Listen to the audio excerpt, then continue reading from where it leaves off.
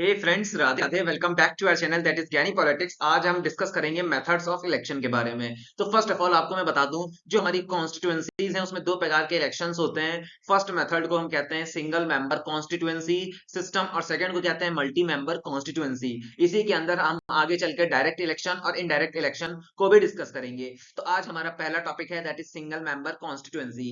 This means the entire country is divided into many constituency as a number of representatives to be elected. अब देखिए single member constituencies में जो entire हमारी country होती है उसको बहुत छोटे छोटे कॉन्स्टिट्यूएंसीज में बांट दिया जाता है और जिसके लिए हमें रिप्रेजेंटेटिव इलेक्ट करने होते हैं। जैसे कि example 294 members of are to be elected from Andhra Pradesh Legislative Assembly and Andhra Pradesh will be divided into 294 constituencies. अब बेसिकली जब इलेक्शन हुए आंध्र प्रदेश में तो 294 मेंबर्स इलेक्ट हुए आंध्र प्रदेश की लेजिस्लेटिव असेंबली में और उसमें टोटल 294 कॉन्स्टिट्यूएंट में डिवाइड करना पड़ा स्टेट को। नेक्स्ट आता है multi member constituencies. In the system the entire country is divided into two large constituencies. अब देखिए मल्टी मेंबर कॉन्स्टिट्यूएंसीज में नाम से बिल्कुल अपोजिट पूरे एंटायर स्टेट को दो लार्ज कॉन्स्टिट्यूएंसीज में डिवाइड कर दिया जाता है। मोर than one representative is elected और एक रिप्रेजेंटेटिव एक कॉन्स्टिट्यूएंसी से इलेक्ट किया जाता है। Every voter more than one vote, every voter gets more than one vote, ordinary number can not dump all the votes in favour of one candidate. अगर किसी को जीतना है तो जितने भी वोट्स हैं एक कैंडिडेट के फेवर में होना चाहिए। The number of representative to be elected from one constituency is decided on the basis of area of population. अब कितने नंबर ऑफ मेंबर्स इलेक्ट हो रहे हैं एक पर्टिकुलर कॉन्स्टिट्यूएंसीज में, ये डिपेंड करेगा वो एरिया कितना बड़ा है। अब advantages of single member constituencies. अब इसका एडवांटेज क्या है सिंगल मेंबर कॉन्स्टिट्यूएंसीज का? First, the representatives remain responsible to the people. अब जैसे कि बहुत छोटे छोटे कॉन्स्टिट्यूएंसीज में पूरे स्टेट को बांटा जाता है और बहुत सारे इलेक्टेड मेंबर्स होते हैं, तो हर इलेक्टेड मेंबर्स रिस्पांसिबल होता है पीपल के लिए। Second, because of the small constituencies, poor but able people can contest the election easily and the poor is benefited. जैसे कि छोटी छोटी कॉन्स्टिट्यूएंसीज का इलेक्शन हो रहा है तो ऐसा भी कम लगता है, तो पियर पीपल भी मतलब जो गरीब पीपल हैं वो भी पार्टिसिपेट कर सकते हैं और बेनिफिट उठा सकते हैं। Third, the system is very simple and easy. Fourth, there is no like, ये जो सिस्टम होता है सिंगल मेंबर कॉन्स्टिट्यूएंसीज का बहुत सिंपल होता है और कुछ कॉम्प्लेक्स नहीं होता है। फोर्थ पॉइंट है there is no likelihood of representatives being given to similar group, it helps the formation of stable and long lasting cabinet. और जो इलेक्शंस सिंगल मेंबर कॉन्स्टिट्यूएंसीज के द्वारा हेल्ड होते हैं उससे जो कैबिनेट होते हैं वो लास्टिंग होते हैं और स्टेबल होते हैं।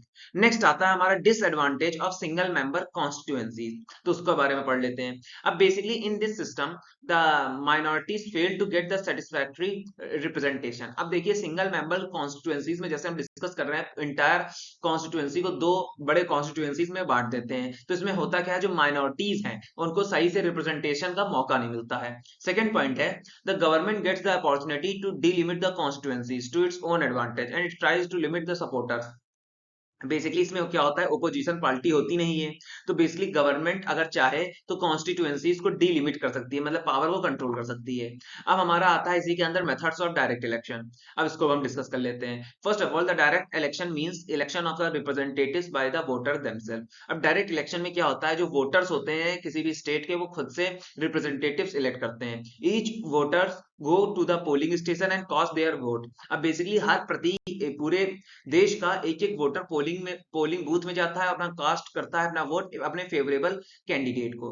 For this purpose they are given a ballot paper and he put a ballot paper after marking his choice. और इसके लिए एक बैलेट पेपर डिजाइन किया गया है और उसमें वो अपनी चॉइस बनाता है। The candidate securing maximum number of votes is declare elected. अब इसमें से जितने भी रिप्रेजेंटेटिव्स हैं उसमें से जो भी व्यक्ति सबसे ज्यादा वोट्स कैरी आउट करता है वही डिक्लेयर हो जाता है विनर। नेक्स्ट आता है in countries like Soviet Union UK election are held in this way. और इस प्रकार का इलेक्शन हमारे इंडिया में होता है, यूके में होता है और सर्वत यूनियन में होता है। अब फोर्थ है दैट इज मतलब सेकंड है that is indirect election. When the voters do not elect their representatives directly but elect N electoral college. Basically जब वोटर्स अपने रिप्रेजेंटेटिव्स को इनडायरेक्टली रिप्रेजेंट करते हैं, बेसिकली जो रिप्रेजेंटेटिव्स हैं आगे चलकर इलेक्टोरल कॉलेज के द्वारा रिप्रेजेंट किए जाते हैं, तब उसे हम कहते हैं indirect election. Thus the final right of election is not in the hand of voter but in the hand of electoral college. और यहाँ पे जो आखिरी किस व्यक्ति को चूज करना है कि नहीं करना है यार ये सब बेसिकली हैंड इलेक्टोरल कॉलेज पे होता है ना कि वोटर्स पे। अब आता है advantages of direct election. The main advantages of direct election is that the people became conscious about the rights and duties. और सबसे मुख्य इसका एडवांटेज यही है कि पीपल अपने राइट्स और ड्यूटीज के प्रति सहमत होते हैं। Second, voters become politically enlightened. अब वोटर्स को जैसे कि डायरेक्ट इलेक्शन में पूरा प्रोसेस समझ में आता है, कैसे वोटिंग होती है, क्या क्या सिस्टम होते हैं। Third, the candidates praise before the votes their policy and programs. It imports much political education. अब बेसिकली जो कैंडिडेट्स हैं, रिप्रेजेंटेटिव्स हैं, जो वोट मांगने आए हैं, वो अपने वोटर्स को अपनी पॉलिसीज और प्रोग्राम के बारे में एक्सप्लेन करते हैं।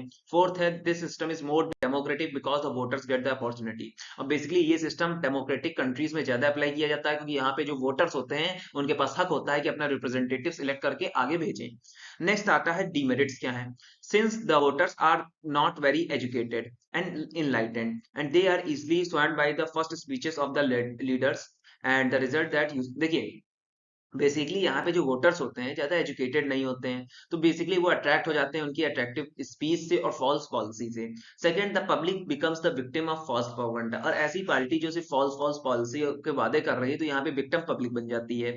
Third, this type of election is very expensive and arrangement are made at very large scale. और ये यहाँ पे प्रत्येक व्यक्ति अपना रिप्रेजेंटेटिव इलेक्ट करता है, तो इस प्रकार का इलेक्शन बहुत ही एक्सपेंसिव होता है और यहाँ पे अरेंजमेंट करने पड़ते हैं बहुत ही लार्ज स्केल में। अब नेक्स्ट आता है what are the merits of indirect election. In this system the ultimate power of the election representatives in the hand of electoral college. अब बेसिकली यहाँ का यही मेरिट है कि यहाँ पे जितने भी इलेक्शन कराने की जिम्मेदारी और जितने भी पावर है इलेक्शन के, किसके हाथ में होते हैं, ये बेसिकली इलेक्टोरल कॉलेज के हाथ में होते हैं। Second, the evils of the crowd are eliminated. और इसी की वजह से जो इविल्स हैं इस क्राउड में, इस भीड़ में, पार्टीज में, वो हट जाते हैं। No false propaganda. और इस इलेक्शन में कोई फॉल्स प्रोपोगंडा नहीं कर सकता। The party feeling is more and less stable. The system is useful for larger constituency. और ये सिस्टम बेसिकली ऐसी कॉन्स्टिट्यूएंसी बहुत बड़े बड़े हैं वहां अप्लाई किया जाता है। अब डिसएडवांटेज क्या है। The system is not democratic because the voter do does not elect their representative. अब इस सिस्टम को हम डेमोक्रेटिक नहीं कहते हैं, क्योंकि यहाँ पे वोटर्स अपने रिप्रेजेंटेटिव्स को इलेक्ट नहीं कर पाते हैं। सेकंड पॉइंट है, the voters not direct contact with their representatives. और यहाँ तक इतना डेमोक्रेसी नहीं होती है वोटर्स के पास कि वो अपना डायरेक्ट कांटेक्ट बना पाए रिप्रेजेंटेटिव्स के साथ। Third, the voter do not take much interest. अब एज क्योंकि वो वोट नहीं कर सकते, अपना रिप्रेजेंटेटिव्स इलेक्ट नहीं कर सकते, तो वोटर्स कोई भी रुझान या इंटरेस्ट नहीं शो करते हैं पॉलिटिक्स में। Fourth, in he party feeling are also totally absent in the system because the members of the electoral college are elected on party lines where presidents are elected through system depend. और यहाँ पे कोई party वाला system भी नहीं रहता है। Basically electoral college को इलेक्ट किया जाता है पार्टी पे, और प्रेसिडेंट भी इसी प्रकार से इलेक्टेड किया जाता है। तो बेसिकली कोई बड़ी पार्टी होगी और उसके सदस्य होंगे, ये वाला सिस्टम भी नहीं रहता है हमारा इनडायरेक्ट इलेक्शन में। तो दोस्तों, जय श्री राधे। यही था मेरा वीडियो आपको एक्सप्लेन करने का मेथड्स ऑफ इलेक्शन के बारे में।